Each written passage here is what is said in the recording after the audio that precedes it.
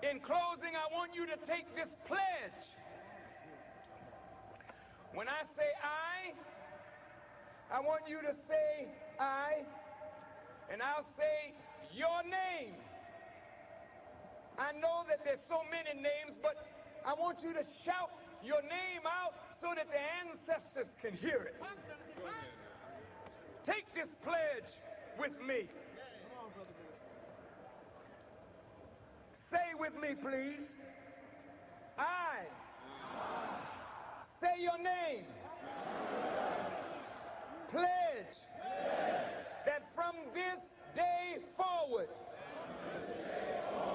I will strive to love my brother as I love myself.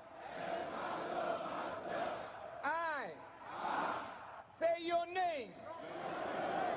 From this day forward, will strive to improve myself spiritually, morally, mentally, socially, politically, and economically, for the benefit of myself, my family, and my people.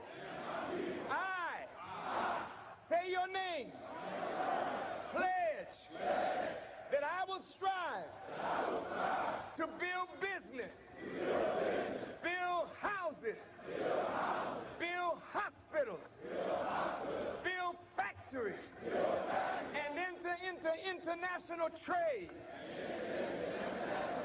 for the good of myself, my family, and my people. I say your name. Pledge that from this day forward, I will never raise my hand with a knife or a gun to beat, cut, or shoot any member of my family or any human being except in self-defense. I say your name. Pledge from this day forward, I will never abuse my wife by striking her, disrespecting her, for she is the mother of my children and the producer of my future. I say your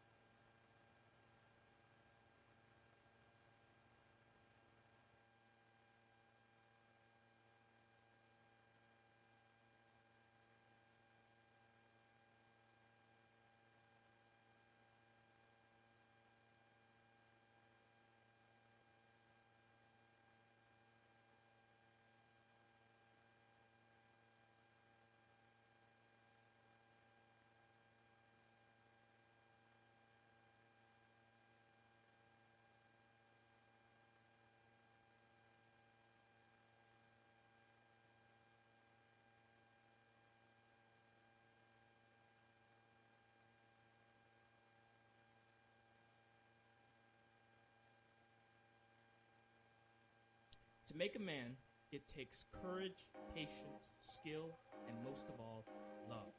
Welcome to Vision for Young Men, the show designed to help you be the best man you can be. Now here is my dad, Alonzo Richard.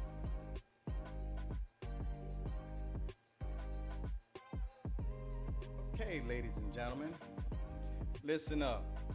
I don't know if you guys are getting this. But it seems like Facebook continually shuts me down. And it could just be a little technical thing, but I noticed there are certain things that I play.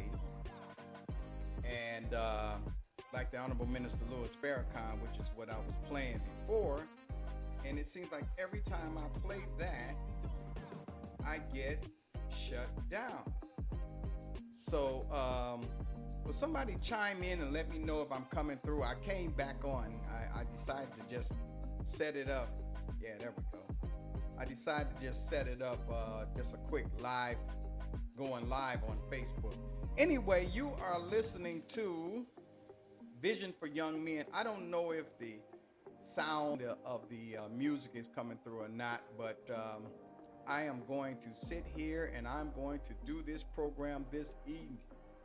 Ladies and gentlemen, in case you did not know, it is hot. H-O-T-T, hot.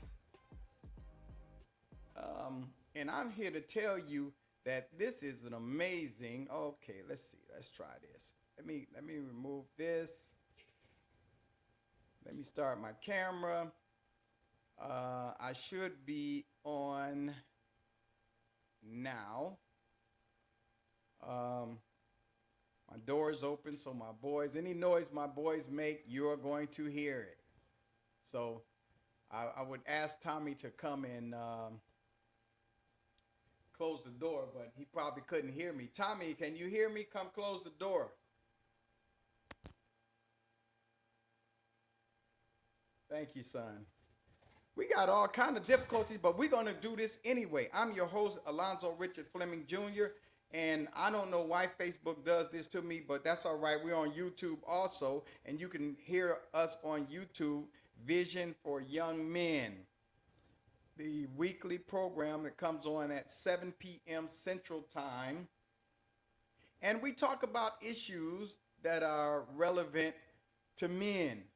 And I say young men because depending on how you decide to label yourself is how we're going to do this. So we're here tonight. If you want to join into the program tonight, this is what I want you to do. You can actually you'll see a link scrolling across the bottom. I believe that's if you're only if you're watching on Facebook, let me see if I could post the link in there on Facebook. I will not be defeated. I will not be defeated. So I'm going to see if I could get the link here. Let's see, let's show that link. And then I'm going to post it on Facebook if I can get it. There it is. Okay, give me just a second here. How do I do this? Okay, well, I'm sorry. Facebook, you're just going to have to go to YouTube and listen because it's just a lot of things going on here with Facebook. So I'm not going to sweat it. I'm just going to go with it. Anyway, so it's hot. There is a massive heat wave going across the country and across Europe, and it's dangerously hot. If you want to join in, you can go to StreamYard.com. Let me see if I can write this down for Q9AU. Boy, that was fast writing, man. It comes from that science. I'm gonna see if I can write it down and post it in Facebook because I want you to participate.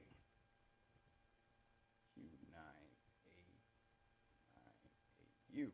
I want you to participate in Facebook. So now let me go to Facebook and see if I can get you in here. Let's see the log. Okay, I'm going to put the link in the Facebook and see if we can get this going. Cancel that. Yeah, ladies and gentlemen, this is it. This is the live stuff. Okay, in Facebook, I'm going to put this link in there. You can log in if you're watching through Facebook. So that's www.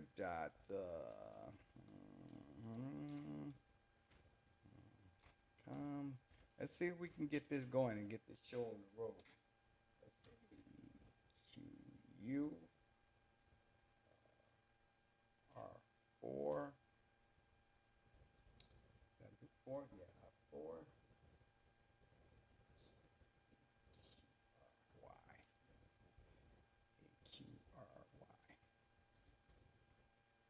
Stay with me, guys.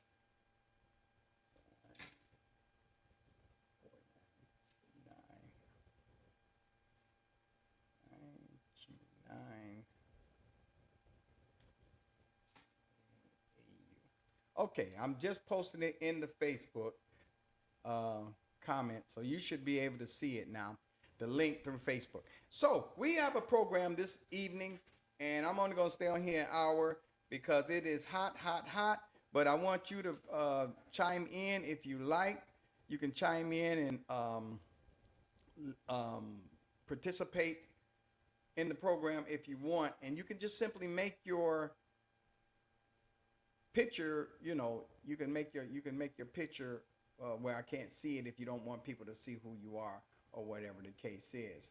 But and if you're listening on or watching on YouTube, then obviously you can just see that thing scrolling across. And so anyway, the program this evening, we want to deal with family, traditions, customs, and courtesies. And the reason we chose this particular topic is because as one world shuts down and another one rise, there are certain principles that go along with the rise of that country. Okay, turn up my microphone. How's my mic now? That should do it. I blew it up. You should be able to hear me loud and clear now. I'm gonna crank it up. How's that? So anyway, as one world shuts down, and we've been going through this for some time now with the Sunday school. Let me see here. So y'all can see me right here. See my mic and all that kind of stuff. As we've been going through the Sunday school, we've been talking about the history of how worlds change. And so as one world change, another one rise, and it's based on certain things. And even if we were wrong, about the changing world orders, which I don't believe we are, and all you have to do is read Ray Dalio's book on that very subject, the principles of a changing world order and how to navigate through a changing world order. And he gives you really hardcore proof of what happens and how worlds change, how world orders change. And so we believe that this is the case right now. And as one goes and the other one comes, there's certain things that has to be a part of the world order as it does its change. And that is family. They are traditions. How do traditions play in the society and how a society behaves and what it does? And we're going to get into all of that. Customs and how customs are formed and what the purpose of customs are. And courtesies. How do you treat one another? In Ray Dalio's book, he pointed out two things that has to happen as we go through this process that we're going through. One, spend less money than you make. And I know that's tough in these times. And two, treat each other with kindness. Those are the two pieces of information that this gentleman, Ray Dalio, in addition to how you would do your investment strategies and the like, but the two main things that he focused on with respect to navigation through this is how you treat one another and how you spend your money. Spend less money than you earn, or that comes in your house, spend less. It's very simple. And treat each other with kindness. Now, before I get into the intricacies of these things, these traditions and what we're going to talk about, I want to address a few things that's going on around us. And the first one has to do with the Sunday school that I do. And a couple of concerns that were raised to me, and I want to just quickly address them so that you can kind of get a sense of where we're going with this. I know I call it Sunday school, and you think of school as a traditional classroom setting where you have a teacher up giving the lecture, then answering questions posed by the students regarding the lesson that's being taught. The issue that I was beginning to notice is that in the Sunday school that I'm doing, a lot of the questions had to do more with trying to fit another thought system into the thought system that I'm presenting to you. I'm not here to make the thought system that you're using better. I'm here to introduce another thought system completely. And as a result of that, many of the thinking of the old world that's going out will not fit into the world that's on the rise. It just won't fit. So I decided to do it this way, and somebody actually took me up on that before I decided, but this is the reason I did this. I decided to just do the lectures like I've been doing on the topics, and you just got to take notes. I'm giving a lot of information, and you just got to take notes. I'm studying for you and trying my best to be as accurate as possible so that you will get accurate information and be able to you won't have to use belief. You can test it. You can go verify what I'm saying. So I'm giving you a lot of references, whether they be from the Bible or Quran or books that I've studied or subjects that I've studied. I'm trying to give you a lot of information to help you to understand where we are in time and where we are going. So one question I got, so I'm not going to be taking questions like in the classroom. I'll take questions if you just email me or come into the chat room and just pose the question like that. And if I think the question is something that would be pertinent to or germane to the subject that we're talking about, then I will gladly address the question. One question I got on the Sunday school pertains to a perception that someone had regarding what I was saying about sin. And remember, I said that I'm not trying to fit your thought system into this one. I'm introducing a completely new system. You think about your computer has an operating system on it.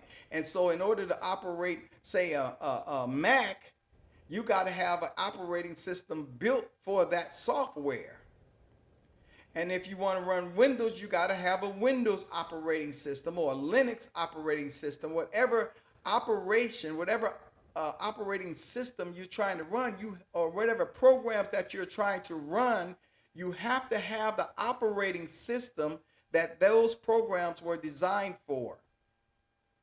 So if you have a bunch of Windows programs and you trying to run it on a Linux operating system, there's going to be glitches, contradictions, crashes, all kind of crazy stuff because the Windows software was not made to run on a Linux operating system.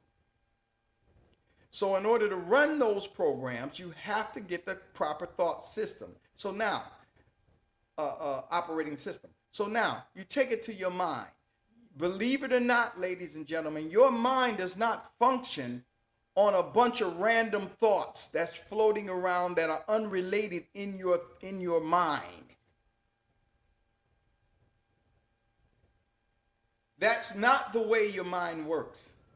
It's not just a bunch of random, unrelated thoughts, though they may appear to be such. There is a system of thinking in your mind, in your brain, and that system of thinking is based on certain premises that you hold. And so your thoughts come from the premises that you hold in your mind. And if you just trace the thoughts back to their origin, you will see the relationship between each thought that you have. I think it was in the Bible, Jesus said that a tree is known by the fruit it bears. And it talks about the root. John the Baptist was chopping, when he was talking to the Pharisees, he talked about that the axe is laid at the root of the tree.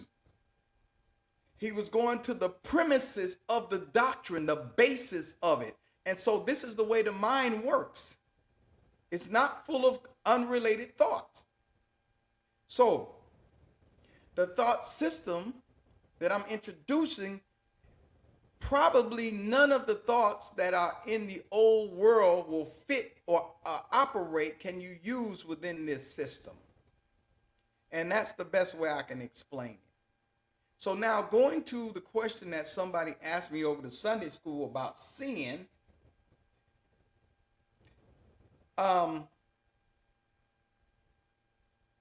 they asked me the question, are you saying that sin does not exist? And they go through some explanations of how do you explain all the wars, how do you explain all the evil, talked about, we just had somebody shoot up a couple of places. How do you explain that humanity is not sinful?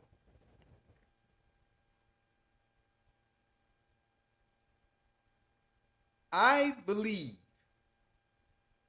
that there is only one creator.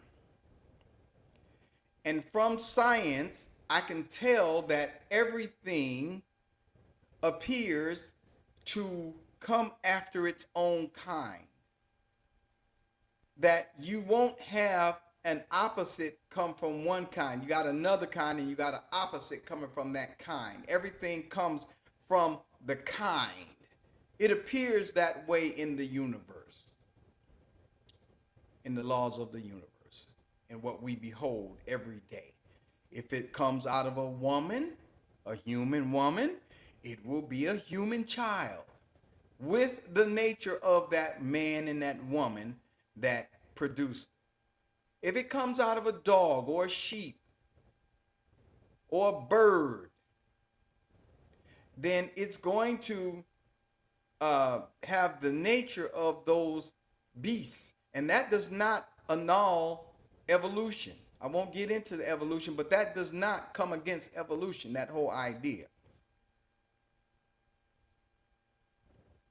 So I reason from that understanding of the world around me and the nature of the world around me, I reason that the creator of it all, assuming you believe in a creator, has to follow the same rule, that he doesn't have an opposite, that everything flows after the nature of that creator. Now, if the creator has a sinful nature and a righteous nature, then we can go there. But if you in the person that wrote this said, God is just and all that, if the God has a righteous nature, how then can the God with a righteous nature create a nature unlike himself or herself or itself, however you want to define it? It doesn't follow using logic and using nature. What does follow is that if we presume, remember I talked about the thought system is based on presumptions. If we presume that the creator has a particular kind of nature, then if there is a nature opposite of that creator, then there must be another creator who created opposite. And how can you then say that the creator is the creator of all and have an opposite unless he is contradicting himself? Now, here's how I explain that, this idea of sin. If you were a human being, born a human being, but you thought of yourself as a dog, and you did what dogs do. You barked, you licked yourself, you drank out of the toilet, you whatever. You see a dog. You watched and studied that dog and did whatever that dog did to imitate that dog. Would that make you a dog? You came out of a human woman who conceived from a human man. But everything about you was like a dog. Would that make you a dog? Obviously, it would not. Someone who looked at you doing these things, drinking out of the toilet and licking yourself and all that and humping somebody's leg and whatever the dogs do, if they sane, they would not put you in a dog kennel. They would say, knowing that you are human, they would take you to someone to help you to understand your nature and who you are. But if somebody who saw you doing that and they were crazy, they would take you, being a human, and put you in the dog pound. Because they are convinced that you are a dog and you're convinced that you're a dog. But you're a human. So both are insane on that. Now, you're acting like this dog. You're doing everything that the dog does and you calling yourself a dog. It's the same way. You don't know your nature. If you don't know the nature of him who created you, you won't know your nature. And if you don't know your nature, you won't know the nature of him who created you. It's the logic flows both ways. So if you think of yourself as a sinner, you will think God is a sinner. So you will say, I shouldn't be jealous, but then God can be jealous. Because you think that God is like you. You can't see your creator different from the way you see yourself. So going back to our analogy, if God looked at you and said, hold up, I thought I created a human, but this person is a dog. And he gets mad at you because you are not acting like what he created you to be. Wouldn't that make God just as crazy as you are? Because he's the creator. So how is it that the pot cannot say to the kettle, why am I like this? The kettle, or let me see, the kettle cannot say to the creator, why am I like this? And the creator can't say to the creation, why are you like that? Because you created me. So if I'm acting differently and if my conduct is different from what you created, then it means that I am out of touch with myself, or you're a sinner. God, either I don't know myself or you are a sinner. Now, there's a brother, Pastor Dwayne. I had him on this program, and he's doing a Bible study. I believe that study is on Wednesdays even. I don't know when that study is on, but he's doing Romans. He's doing the book of Romans. So you can go and listen to him on that. And because it talks about being this idea of sin and being out of sin. So the murder, the stuff that you mentioned that's coming out of the world comes from a convincing that of what your doctrine is. You have preached to the world that it is sinful, and the world has believed you, and now you are surprised that the world is acting out of the belief that you taught it.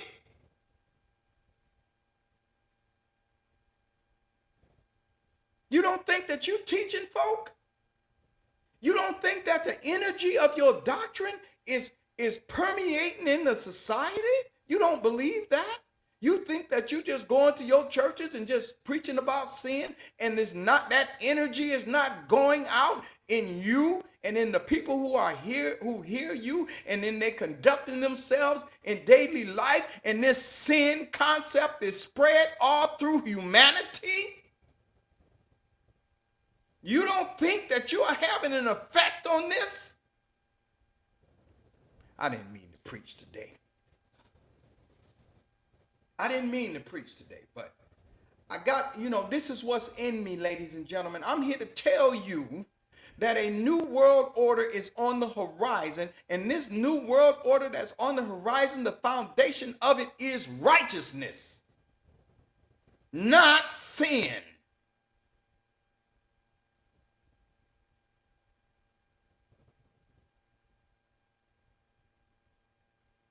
I believe in the book of John, 1 John, it talks about he that doeth righteousness is righteous, even as God is righteous.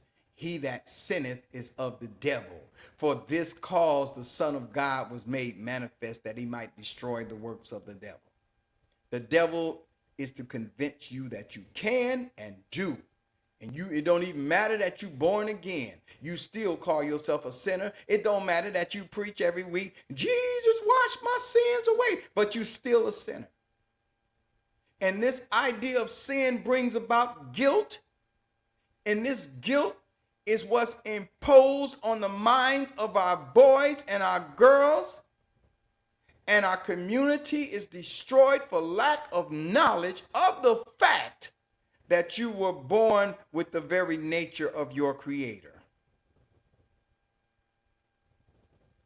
Lack of knowledge, brother, is what destroys community. Not somebody else who don't like you. Lack of knowledge is what destroys communities. Speaking of destruction of communities,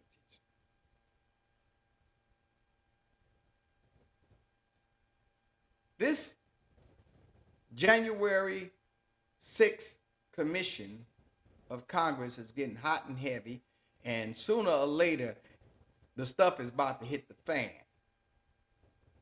because it appears that there is a plan of overthrowing this government. And it has not stopped. And I told y'all at the beginning, I said if they impeach that man, he's going to start a civil war.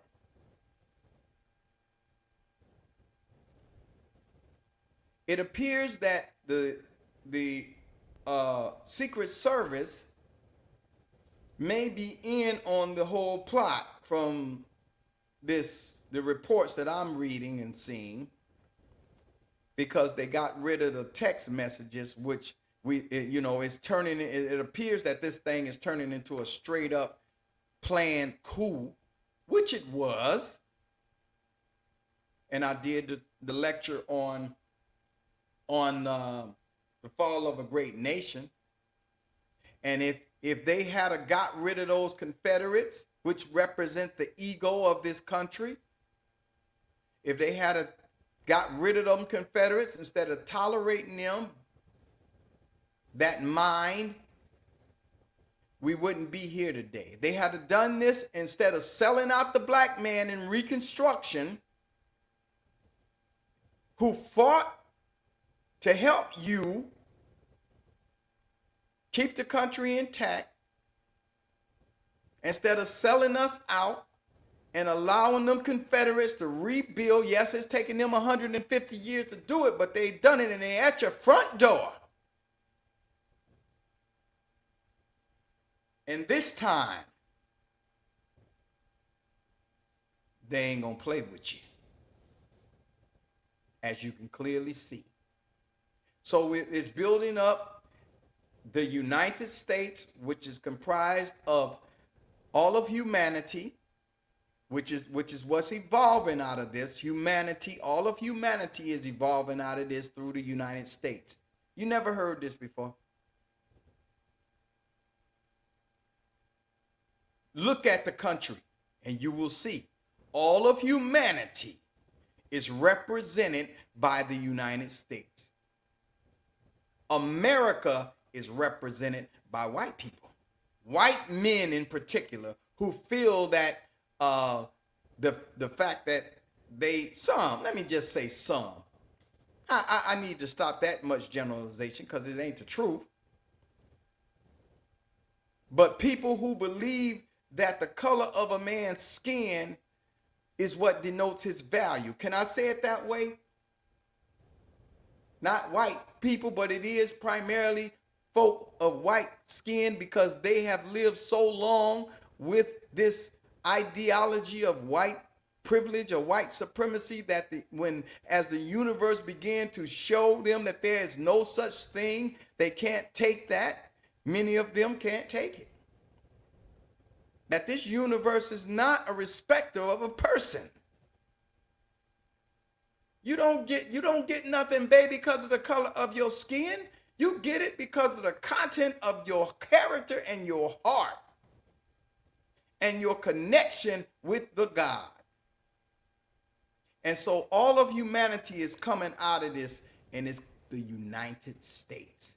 And America is represented by the eagle, or as the eagle, that focus on the body. Do you see that? The ego puts its focus on the body. I'm superior because of my body, the way my body is configured. And that's what made me valuable. See, that's what the ego does. Keeps you focused on the body. And the spirit keeps you focused on the spirit and on the mind, on the thoughts, on your thinking. See, we are very, very careful about what we do, but we are not conscious about what we think when the thought is the most powerful thing in the universe. It is the thought that gives rise to worlds. You're in the world was made by you, but the world knows you not. You don't recognize the fact that you are part of the thought system that keeps that ego intact. But it's becoming too much for all of us now. And so the world order is changing. Ray Dalio in his book, and I say this all the time, 3 things you could see occurring simultaneously that lets you know that the world order is changing. And he went back 500 years and did this study to see what was going on. 1, you debase the currency. 2, you have internal conflict. And 3, you have another emerging power coming against you. And that's what's going on simultaneously. Anyway, if you want to get in, click on that link and come on in, and I'll entertain you. Pastor Dwayne, if you're listening, I would love for you to chime in on this whole sin idea. In the meantime, we're going to talk a little bit about family, traditions, customs, and courtesies. And I want to just take those things one at a time to help us to now take another small step towards the development of a thought system, a community, a nation of people, a nation that is founded on love. So we know regarding family, what is family? Let me pose the question out there. What do you think family is? How would you define family? Some would say mother, father, sister, brother. But two-parent household. Give me just a second here. A two-parent household with the mother, father, sister, brother in it. Some would define family as that. But the divorce rate is upwards of 60% in the country. Most of the people I know are not married. Many people that I know have children from multiple relationships, including myself. So how then can we get this mother, father, sister, brother situation if that's the most optimal way to do it? How do we get that? What is family? Anyone care to answer that? What is family? I'm glad you asked. I'll answer it. I am under the impression that you need a family in order to have a viable society. That a society will not survive without a family, without some sort of family structure. And we can't say that family is mother, father, sister, brother now, because that's, obviously that's not the way the families look for the most part, even though we do see that still intact in some cases. But the examples are not so much that it becomes something that's normal. It's not normal now, or it's almost not becoming normal to see that configuration of family. But if we say that that's the optimal level of family, that's the optimal family structure, I should say, how then do we get there from here? I'm talking about building a society that emerges from the one which has broken down, and all the institutions are useless in this endeavor. They have broken down. All of them. Going at it from a historical context, when our forefathers were first released from slavery,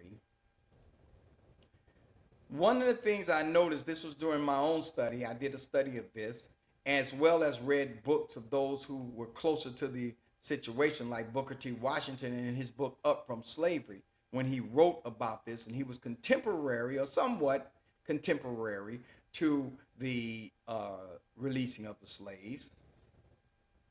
And he took notes and the like, and wrote a book on it, Up From Slavery. And it was an analysis of the direction that he thought that the black population should go after slavery.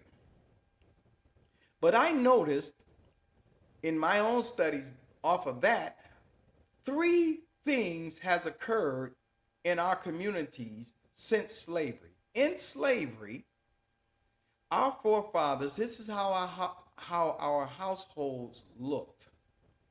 There was a female who was a breeder, primarily, with children from multiple fathers, because it was a process of breeding.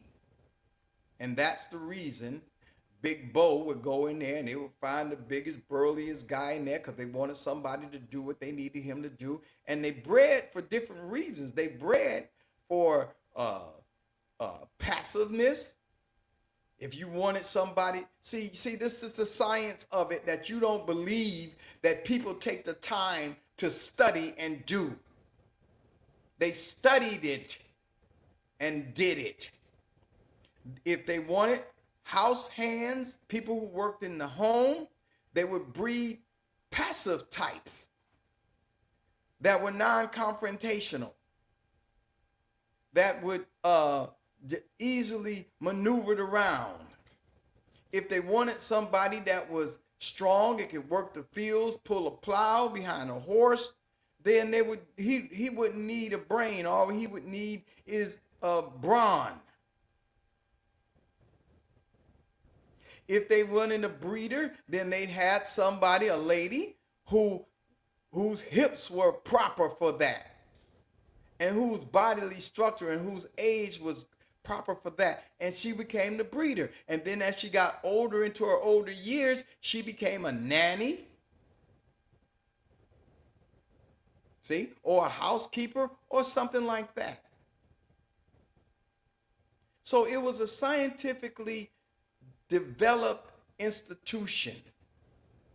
It was not a haphazard thing, but a scientifically developed institution. Now, after slavery,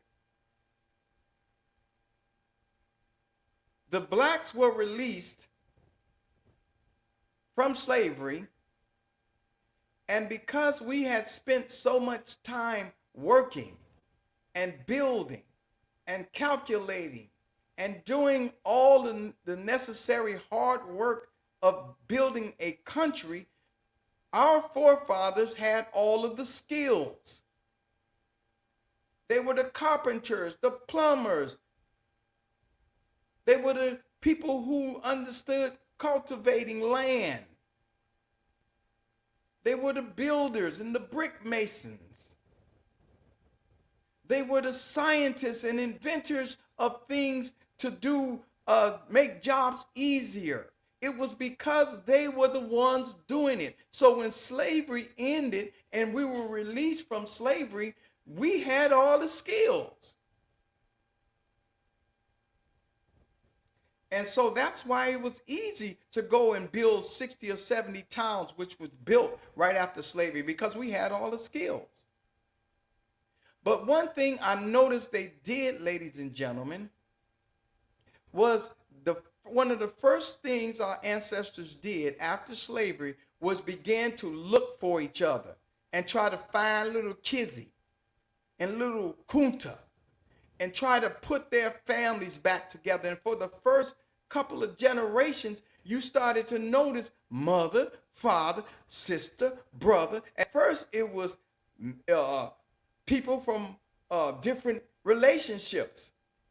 But as time went on and marriages started to occur and we would jump in the broom, and by the way, jumping the broom was just as sacred as standing up before the man and he telling you, I pronounce you man and wife.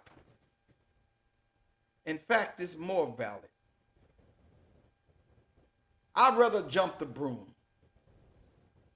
Anyway, so I noticed that in slavery, single mother, house full of children, no man in the home.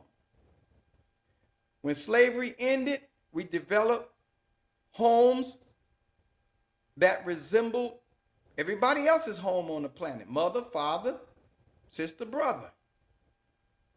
And we were segregated, and we could not interact with white society for any degree, except for those who knew what the situation was, and they came and they helped us. It's always been those types, by the way. And then after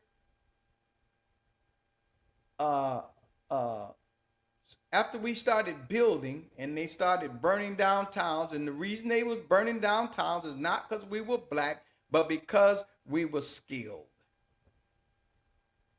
And they couldn't compete in the South because we had all the skills. That's the reason all of that violence against us was coming.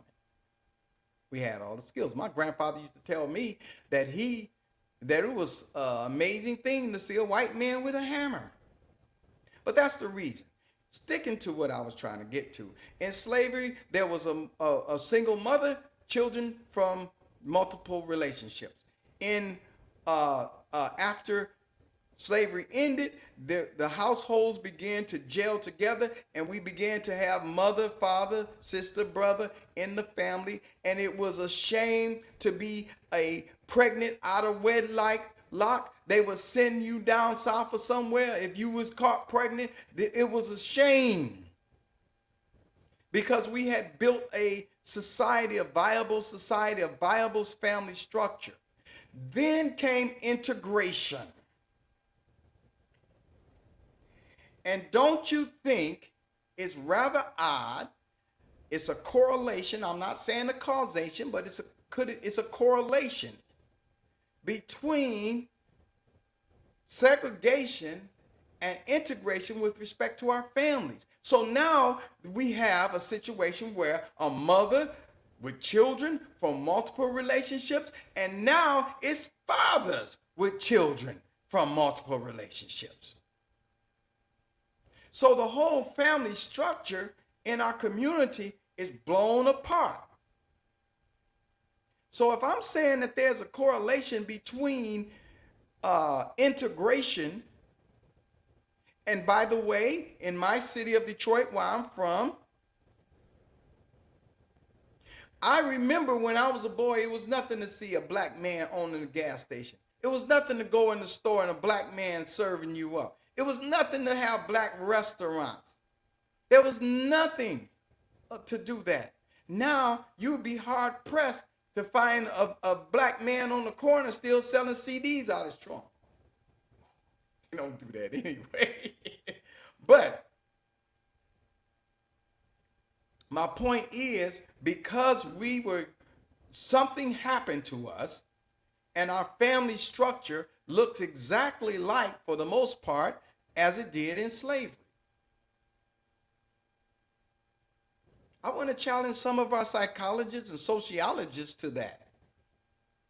What would you think would be the cause of that, and how could we reverse that if we're saying that mother, father, sister, brother is the optimal family structure? And I believe most of us would say that that's the case. We would agree that that's the case. So the family, how do we step into putting our families back together? I have a few ideas. One idea is those who have been successful. I have a few Facebook friends, Facebook families who have been successful. Some of them, their parents have passed away, and they've managed to continue in that family tradition. They are married, and they have family, and they keep it strong. Maybe we ought to consult with them to get some historical, some information on how to do that.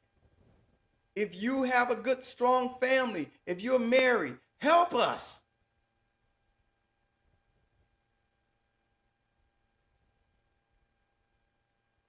To develop our families again. We got to start back like it was right after slavery. We got multiple children in single family, single parent households.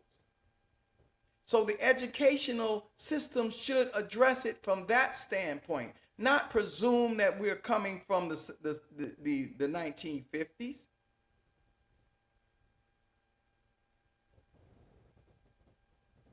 Okay, let's move to the next one. I'm talking about building a society. That is what I'm about, because it doesn't make any sense. Well, it makes sense to do it anyway, but for me to raise masculine males in my home and then send them out with a bunch of, to meet and try to mate with independent, strong black women. Don't no man want no independent, strong black woman. No man. A man wants, he understands interdependence. That the black woman is the only one that runs around here talking about, I'm strong, independent. No. We want a feminine, interdependent. So I'm sitting here building, and I know many brothers are also, I know many of them are developing men with integrity and strength and focus. And I'm asking the question, who's building women? And I'm not talking about the type of woman that's, well, who's building women fit for a family?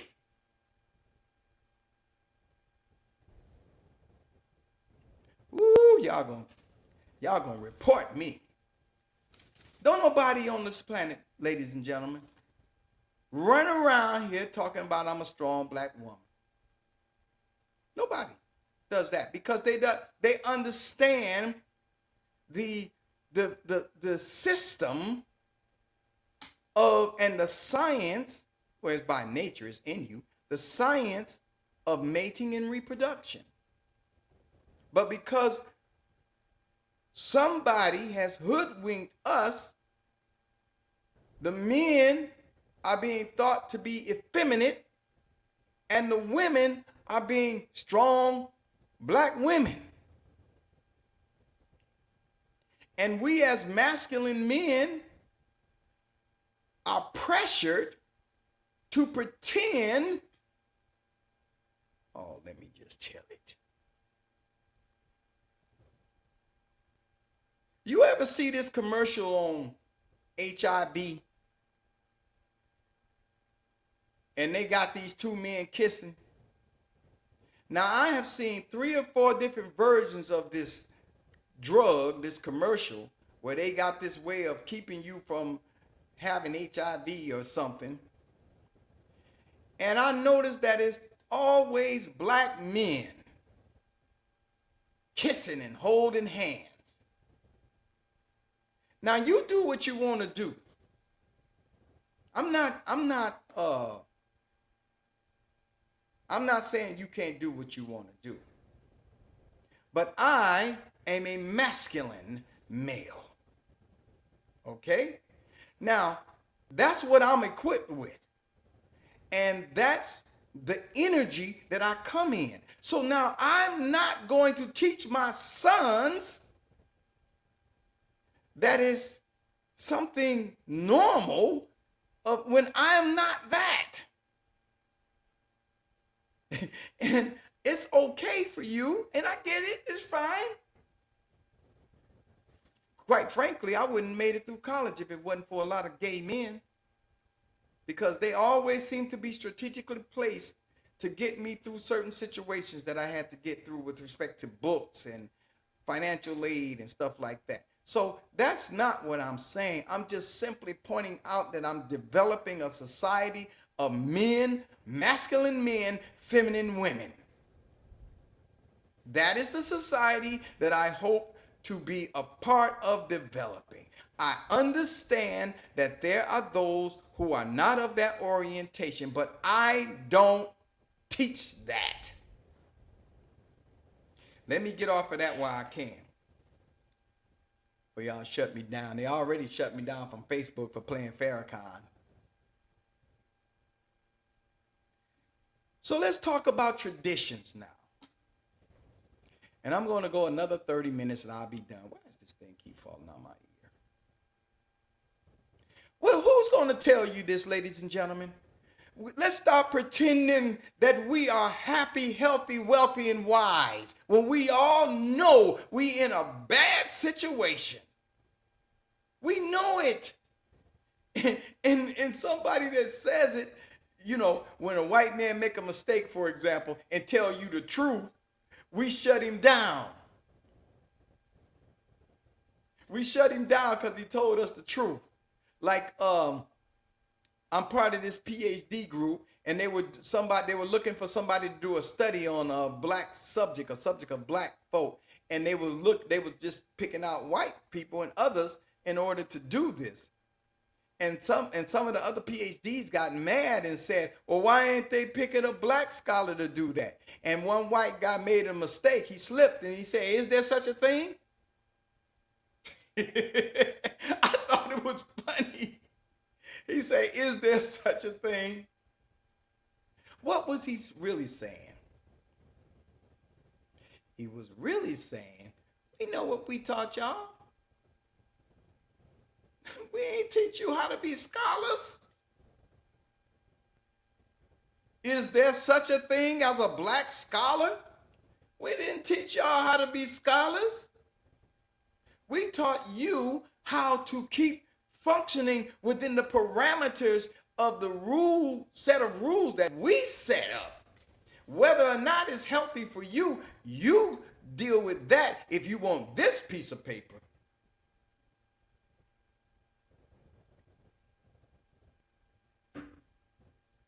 Going to traditions, and that's what brings me to it. Traditions. Now, traditions are something you do over and over, as similar to a ritual. And what traditions have the effect of doing is enhancing your being and giving you a sense of longevity and a sense of history and a sense of connection. But if you are told in your religion, leave your mother and father and cleave to your wife and become one flesh, you are being disconnected from your history subtly and don't know it. What do your mother and father bring to the table? a sense of history, a sense of connection. And so if you leave them and pay no attention to them, then you are being disconnected from your historical context, and you're unable to develop and evolve as a human, as a family, as a community, as a species. Willie Lynch knew this, and so he said the first thing you want to do is get the biggest, baddest buck, bring all the children out there, tie him to a horse and rip his body apart, and could disconnect them from any sense of history. And then you're able to put in them what you want, their thinking patterns, their presumptions, what they assume to be true, what they assume to be untrue. You will be able to teach them what you want to teach them. And he was cautioning them. He said the mind has a tendency to reorient itself given a historical context. If the mind can get in touch with some kind of historical context, it will reorient itself naturally from a slave mentality to a humanity mentality.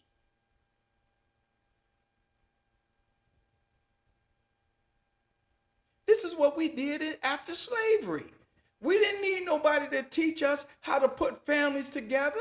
We didn't need nobody to teach us how to be loyal to each other. We didn't need anybody. It came naturally. So traditions put you in the lineup to where you will have a sense of connection. So what are your family traditions? Well, I celebrate Christmas and I celebrate Kwanzaa.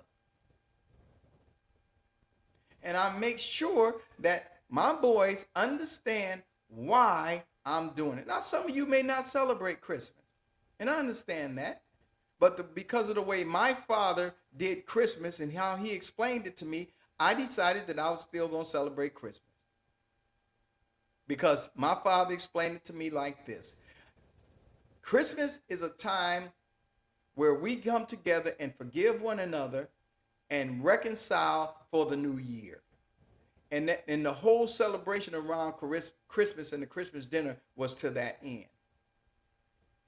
And so that's the reason I do Christmas. And then Kwanzaa just put the icing on the cake because it really brought into play, coming off of Christmas, that historical context with, just coming out historically speaking. So traditions are important. And I'm here to tell you, sisters, and you brothers, let no man tell you what your tradition should be. If it serves you, your humanity, if it serves your spirit and make you a better person, that tradition is a good tradition. If it helps you to develop your children's sense of self and sense of family and sense of confidence, that tradition works. Be not afraid of your traditions. Then customs are more frequent than traditions. For example, it is customary for me and my boys to eat Sunday dinner together. That's a custom that we have. It's something we do more frequently. Eat Sunday dinner together at the table. We have a formal dinner. And you'd be surprised, ladies and gentlemen, if you ate with your children, what you would discover about them. You would be surprised. Even only doing it once a week, you would be surprised. Now, we had to start off once a month. That's how we had to start off because we had some difficulties with stability and that for a while. And so I still kept that going. I still implemented that. That tradition came from my father, or that custom came from my father, Sunday dinner. What this will do was give you another, strengthen the connection. They seem like little things. I know what I'm saying. It seems like little things, but they're really big things in little bites. And so customs are little things like that it is custom to go to the restaurant. Maybe your custom is to go to the restaurant every Sunday. But these customs are important. These traditions are important.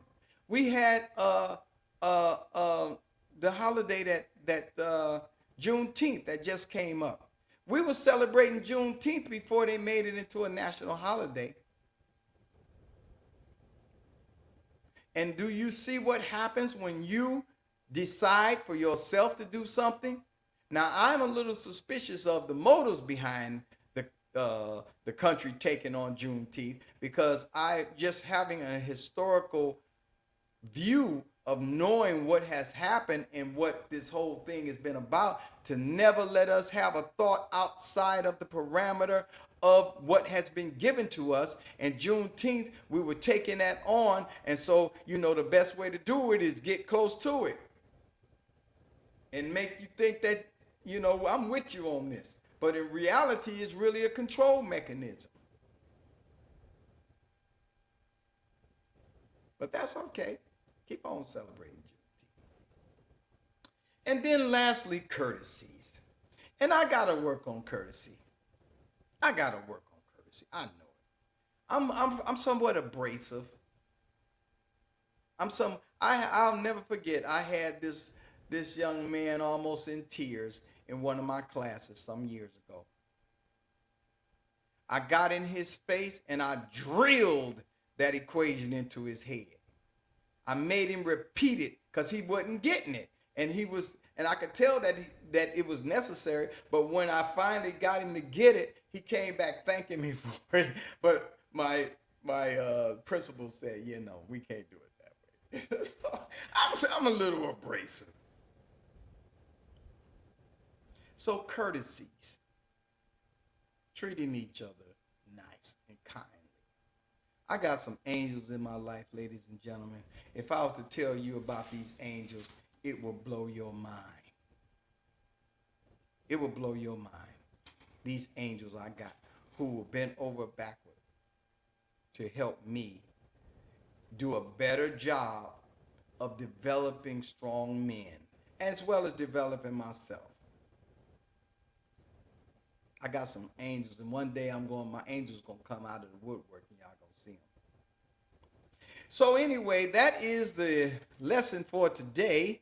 We went an hour and 13 minutes, but I just wanted to talk to you and just keep this because we're doing this program, and I want to be faithful at doing it. I don't want to hit and miss. I want to kind of let you know and be reliable. And as we develop it, I got some other things coming online.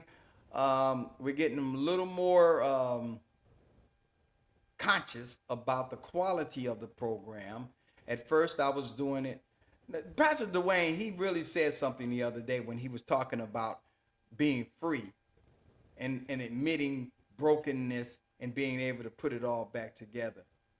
I admit, ladies and gentlemen, I was taking this lighthearted, it's just a hobby, I don't want to do this. But more and more I'm understanding, because I'm running into people who are telling me their issues and telling me that what I'm saying got to be said. And so we are developing, we are being broken apart and then put back together. The Imperials made a song some years ago called Pieces. So many pieces in my life, scattered all around me. Some of them are gone. Who can really ever put them back together again? And then the song goes on where Jesus comes and says, I got all the pieces of your life. And I can put all the pieces back together. Ain't nothing wrong with being in pieces. The wrongness, if you want to call it that, is sitting there in the mud puddle and not allowing yourself to be put back together, holding on to resentments, holding on to unforgiveness, which is the two things that black men need to do. We got to release resentment, and we got to release unforgiveness, because unforgiveness is the tool of the enemy thought system, which brings about guilt. And when you are in guilt, you can't function at optimal levels. So, in closing, I want to ask you, ladies and gentlemen, to listen to Pastor Dwayne. He comes on. He's doing a thing on Romans, and Romans talks about sin, forgiveness in a way to help you to understand it. When the book says repent from sin, the word repent means turn away, right? So you turn away completely from the belief in it. Completely. If you still believe in sin, you haven't repented from sin. Sin, the repentance part means to turn away from the belief in it too. Turn away from the whole concept of it. So now we're trying to get us to turn towards our inner self, where the righteousness is, where the holiness is, where the power and strength is. Brothers, we got a lot to offer. We got a lot to offer this world, and we're on stage now. We're on stage. We've been practiced. We have come through the civil rights, and we know how not to return violence for violence, and we know how to work together and work with. We just got to trust that inner self, that inner strength that's been developed in us. Trust it. I'm Dr. Fleming, and I am out of here today. God bless you.